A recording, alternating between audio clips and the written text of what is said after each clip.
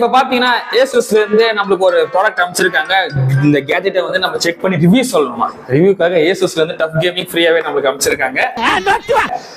வாங்க இந்த aces tough கேமிங்ல என்ன ஸ்பெக் இருக்கு, என்னென்ன ஐட்டம்ஸ்லாம் புதுசா இருக்கு, அது இல்லாம இது ஏன் நாங்க வாங்கணுன்றதுக்கும் ஒரு ரீசன் சொல்றோம். மெயினா இது நம்ம பிளாக் பண்ண சேனலுக்காக புது கேஜெட் ஏசஸ் வந்து ஃப்ரீயா கொடுத்தேன்னு சொல்லணும்னு ஆசைதான். நண்பர்களே கொடுக்க மாட்டாங்க, ஏசஸ் மட்டும் கொடுத்துருவாங்களா என்ன?